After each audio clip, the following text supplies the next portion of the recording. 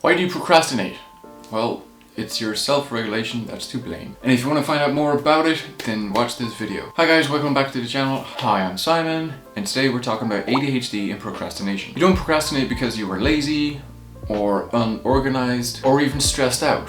You procrastinate because you're unable to effectively regulate your own emotions, a trademark symptom of ADHD. This is not a new wild theory. It is the findings of multiple research projects dedicated to researching procrastination. To tell the chronic procrastinator to just do it is like telling someone with chronic mood disorder to cheer up. It has nothing to do with your time management. Research shows that procrastination avoidance actually stems from one's ability to self-regulate emotions and moods. People engage with chronic procrastination because of inability to manage negative moods around a task. The basic notion of procrastination as a self-regulation failure is pretty clear. You know what you ought to do, and you're just not able to bring yourself to do it. It's that gap between intention and action. Self-regulation of emotions, moods, and time is a battle people with ADHD fight every day. The wide open space that lays between the task and the time to complete it can be especially broader and harder to close for people with ADHD than it is with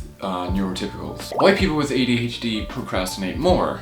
Well, firstly, everyone procrastinates. People with ADHD aren't the only ones who stare at blank computer screens waiting for the keyboard to type itself. Neurotypicals also stare into space and don't know how to begin. They too put off going to the dentists until their toothache is unbearable. They too push that pile of papers to the back of the desk. Procrastination is a great equalizer, but people with ADHD are professional task avoiders. While waiting for inspiration, we eat, we binge watch, we scroll through social media, and do other activities that soothe our souls. My distraction routine usually means scrolling through Instagram or TikTok, looking for some videos to give me inspiration to actually do the thing that I need to do. Even sometimes it could be a cup of coffee just to get out of the room, get some space that's away from the task that I'm supposed to be doing. Even while working on this video, I have my phone here and I'm just scrolling, checking my emails, checking my social accounts. While everyone experiences the anguish of procrastination, the unfinished tasks may actually lead individuals with ADHD to experience physical and mental pain. Planning, prioritizing, motivating, organizing, and decision-making can all cause a person with ADHD to become overwhelmed and shut down. Procrastination isn't a unique character flaw or a mysterious curse on your ability to manage time, but a way of coping with your challenging emotions and negative moods introduced by certain tasks. Procrastination also exacerbates these negative emotions. Once the floodgates have opened, the negative voices come rushing through. We hear our parents, our friends, our teachers, or even ourselves saying that we are not good enough, smart enough, or capable of completing the tasks. So lots of self-control is required to begin and sustain the effort toward completing. Regulating, commanding, and controlling your thoughts and emotions is one of the most challenging aspects of ADHD. So how do I fix my procrastination? To lessen the discomfort and stop procrastination, you have to learn more about your procrastination personality type, ADHD traits, emotions, and moods. Then acknowledge which ADHD traits exacerbate procrastination and apply these practical tips to help you close the gap in getting things done. The following are 6 procrastination personality types. Type number 1 is the emotionally exhausted. Intense emotions are interfering with your work. Your fears, worries, or anxiety about unrelated situations or the outcome of a project stop you from starting. Type number 2 is the dopamine desire. You need a spark, you need a thrill, a jolt to get you motivated. You can't say no to a good night out with friends, meet up for coffee, or a trip to a shopping center. Until you have your fill of fun, your work will not get done. Type number 3, the focus finder. You need to see a clear picture of where you are going with the task. The jumbled up pieces won't fit together for you until you see the bigger picture. Type number 4 is the deadline driver. Time doesn't make sense until the cutoff point is near. A close deadline is the only way you can finish. Type number 5 is the paralyzed perfectionist. You just can't start until everything is perfect. You're overly critical of yourself. You fear failure. Perfectionism paralyzes progress. And type number 6, the final type, the overwhelmed one. You have too many options, so you can't begin. The choices are endless, decisions are required. You're convinced the job will never get finished. Now that you've identified your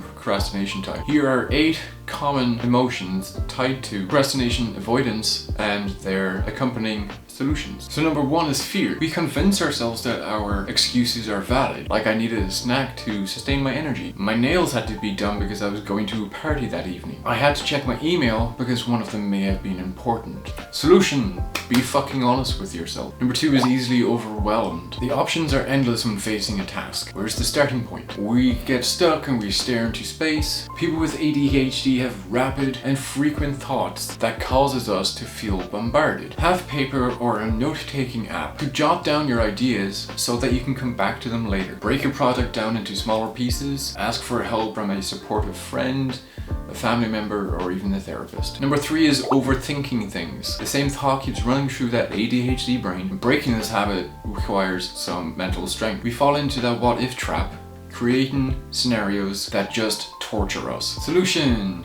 be aware when you are stuck in worry. View yourself as an outsider to your thoughts. Take a walk, go for a run, practice breathing exercises and mindfulness. Number 4 is that you're blind to time. Time may not be the main reason for procrastination, but it definitely is a factor. Procrastination is the inability to perform a task by a certain time, but unfortunately the reality of time is one that we must face. A good solution here would be to set 3 alarms on your phone, one for each task. Find your big why. Why is getting the task done important to you? What is the reward? Meditate on that positive outcome. So number 5 is the desire for dopamine. People with ADHD have a shortage of dopamine, that feel-good hormone. Boredom is painful for that ADHD brain. That yearning for a night out is stronger than the desire to complete that demanding task. Turning down the opportunity for pleasure takes willpower. So one solution would be to put responsibility before fun, build your mental muscles, plan a reward for when you finish the task. But if you can't resist that urge for stimulation, schedule a limited amount of time for healthy, fun activities. Then return to the task and try again. So number 6 is fluctuating energy levels. ADHD emotions can change quickly, and so do our energy levels. Often we would tell ourselves that we're just not in the mood, I don't feel like it, or I'll do it later when I'm feeling better. But when the time comes, we still feel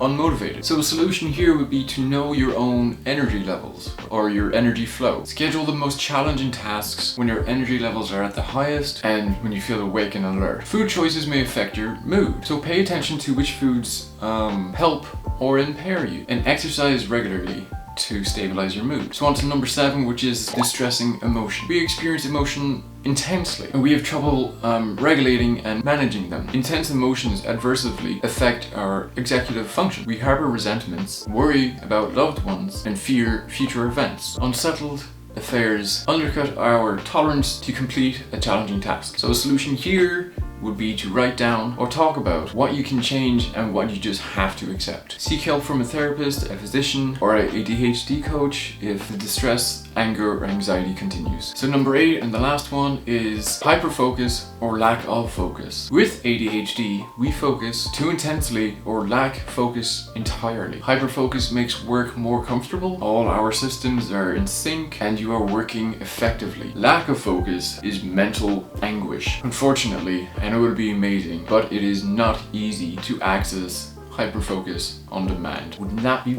fucking awesome though? Jesus. So a solution to this would be, before you begin, clear your mind. Do something enjoyable or creative to ignite that spark. Try to work, but if you're still not inspired, come back to the task later. A change in scenery will get those juices going. So finding that motivation to begin and sustain the effort to reach completion requires intense self-control. With a bit of determination and a lot of desire, a person with ADHD can gain that discipline to improve their procrastination. Alright guys, that is the video. Thank you so much for watching. If you like this kind of content, maybe give it a thumbs up, subscribe, and share it with your buddies. If you think this video will help anyone, then feel free to share it. And thank you for everyone who is supporting me so far and sending me messages. If you want to reach out, make sure you DM me.